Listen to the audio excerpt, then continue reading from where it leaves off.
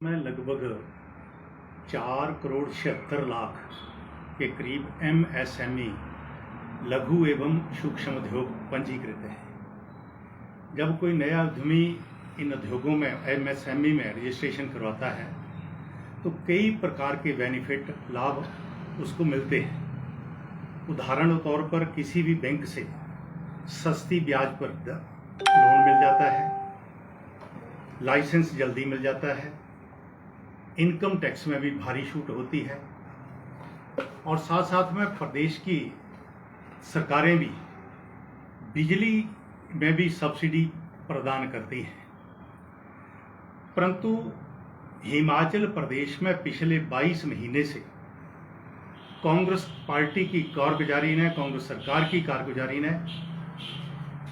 MSME इन लघु उद्योगों की कमर तोड़ करके रख दी है और हालत इतनी बिगड़ गई है कि लघु उद्योगों वाले लोग, जो उद्यमी जिन्होंने बाहर से आकर के यहाँ पैसा इन्वेस्ट किया था, जो काम कर रहे थे, अब खुले तौर पर मीडिया के माध्यम से सरकार को बता रहे हैं कि हम अपना यूनिट बंद करके चाबी GMDIC पे हाथ देने वाले हैं। अभी पिछले दिनों हिमाचल प्रदेश में सरिया उद्योग का एक बहुत बड़ा यूनिट है, जिसका एक यूनिट ग्वालथाई में, उन लोगों ने भी बिजली पर मिलने वाली सब्सिडी को प्रदेश सरकार ने बंद कर दिया, तो उन्होंने हाथ खड़े कर दिया और अपना यूनिट बंद कर दिया। इतना ही नहीं, जिला ऊना में ही लगभग 14 बड़े ऐसे यूनिट हैं जिन पर बिजली पर सब्सिडी बंद करने के कारण मार पड़ने वाली है और वो सारे यूनिट प्रदेश छोड़ करके बाहर कहीं जा रहे हैं।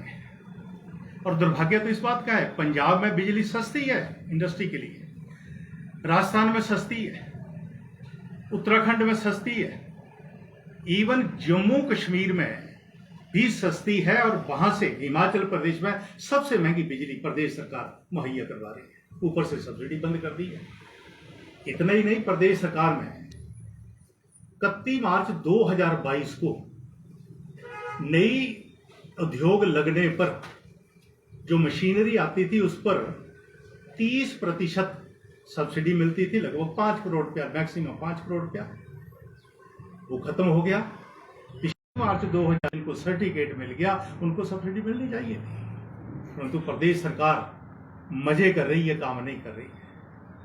और तो और टैक्स तो देते ही हैं, 18% है जितना टैक्स डिपार्टमेंट ने टैक्स लगाया, देते हैं, परंतु प्रदेश सरकार ने AGT उपकर लगा करके, हालांकि हिमाचल प्रदेश में रॉ मटेरियल नहीं मिलता है, रॉ मटेरियल भी दूसरे प्रदेशों से आता है। रॉ मटेरियल बन के जो प्रोडक्शन हो जाती है, जो मटेरियल बन जाता है, उसकी मार्केट में मैक्सिमम इंडस्ट्री को बाहर के प्रदेशों में जाना पड़ता है, दिल्ली भेजना पड़ता है, पंजाब भेजना पड़ता है। परंतु हिमाचल प्रदेश की सरकार ने, श्री सुखविंदर सिंह की सरकार ने AGT टैक्स उपकर लगा करके जो रॉ मटेरियल आ रहा है उस पर भी टैक्स लगा दिया गया है और जब प्रोडक्शन तैयार होकर के बाहर जा रही है उस पर भी टैक्स लगा दिया गया। बिजली का बिल ऊपर से बिजली के जो रेट थे वो बढ़ा दिए गए और 7 रुपए के करीब करीब डीजल के रेट इस 22 महीनों में बढ़ा करके इंडस्ट्री को तो मारने पर ही ये सरकार उतारू हो गई है। में है, आने वाले समय में ये डेवलप प्रदेश में लाखों नौजवानों को रोजगार दिया, मुहैया करवाया हुआ है, उनको भी मार रही है। इतना ही नहीं है, इंडस्ट्री के लिए सरकार के पास कोई बजट के लिए सरकार के पास कोई सब्सिडी नहीं है। दुर्भाग्य तो ये बात है कि अपना काम धंधा शुरू किया, दूसरी किस्त 2 इंटरेस्ट पे सब्सिडी मिल देती थी, वो भी सरकार ने बंद किया। मेरा निवेदन है सरकार के पास, अगर प्रदेश के बच्चों को भविष्य उज्जवल बनाना है, प्रदेश के बच्चों को अगर इस प्रदेश में ही नौकरी मुहैया करवानी है, तो इंडस्ट्री को इंसेंटिव देना होगा, इंडस्ट्री को प्रोत्साहन देना होगा और जो निवेश करता है उनके साथ प्यार के साथ बैठ करके उनकी मुसीबतों का हल करना होगा, तब जाकर के इस प्रदेश में इंडस्ट्री आगे बढ़ सकती है और इस प्रदेश की टैक्स में भी वो काफी लाभ प्रदेश को पहुंचा सकती है। मैंने तो इतनी बात रखी। अब आप पूछिए। सर, इससे के साथ ही एक सवाल जो आप हाल ही के दिनों में विधानसभा में स्वास्थ्य विभाग को लेकर काफ़ी चर्चाएं गर्म रही हैं। उस पर बार बार कहा जाता है कि जो स्वास्थ्य विभाग है उस पर राजनीतिक दबाव रहता है। इस पर आपका क्या कहना है? ये चर्चा सच्ची है। पूरे प्रदेश में कांग्रेस पार्टी के साथ, कांग्रेस के नेताओं के साथ कुछ ऐसे लोग जुड़े हुए हैं जो माफिया का काम करते हैं। हमारे यहीं अभी हाल ही में एक बहुत बड़ा मुद्दा उठा। एक ऐसा व्यक्ति है जो एमआर का काम करते हैं। उन्होंने पूरे जिला में तहलका मचाया है। हर डॉक्टर को मजबूर कर रहे हैं कि मेरी दवाई लिखो। दवाई घटिया है। डॉक्टर ट्रांसफर के डर के कारण उनकी दवाइयां लिखते हैं और फिर वो दूसरे विधानसभा क्षेत्रों में भी जा रहे हैं। वहां जाकर के भी डॉक्टर को तंग कर रहे हैं। और वहां के जो स्थानीय विधायक हैं उन्होंने भी इस बात का इतराज किया है। और सुना गया है कि उनके साथ बदसलूकी नहीं, यानी कि ठीक तरह तरीके से निपटा गया है। ये हालत पूरे प्रदेश में है।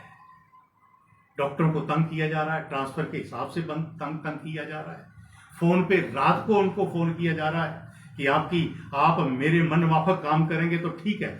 यहां तक कि महिला डॉक्टरों को भी नहीं छोड़ा जा रहा, उनको भी फोन पर धमकी दी जा रही है कि आप मेरे मन माफक काम करो, तब जाकर के आप यहां पर रहेंगे, नहीं तो आपकी ट्रांसफर हो जाएगी।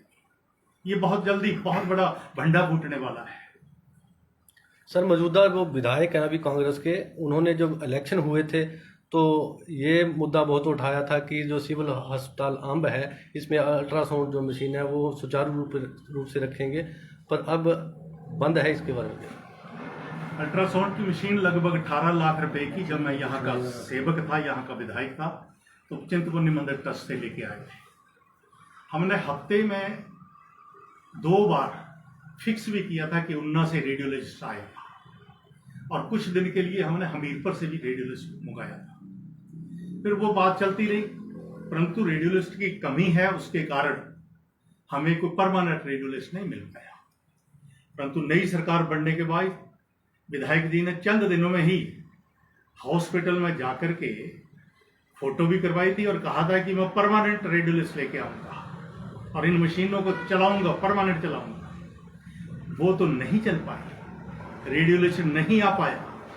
परंतु जो कंपनी काम करती थी उसका काम भी बंद कर दिया है। हॉस्पिटल में फ्री निशुल्क जो टेस्ट हुआ करते थे वो भी आज की तारीख में बंद है।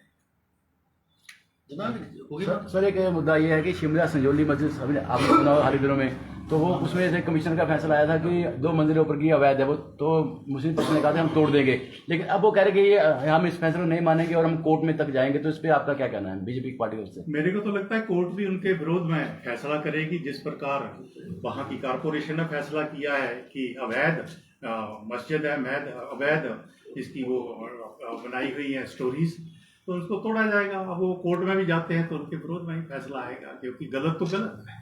और ये जो बात है, प्रदेश को वाकई ही डर है कि बिन रजिस्टर्ड हुए लोग जो बांग्लादेश से रोहिंग्या और बांग्लादेशी यहाँ पर आकर के, शासन से भी ये कहना है कि हमारे यहाँ कोकोनट वाटर बेच रहे हैं सड़क के किनारे बैठकर, वो सारे शक है कि वो बांग्लादेशी या रोहिंग्या हो सकते कि नौकरी तो दी नहीं गई, कोई नई नौकरी निकाली नहीं गई, कोई नई इंडस्ट्री लाई नहीं गई, कोई नई योजना लाई नहीं गई, कोई नई डीपीआर बनाई नहीं गई।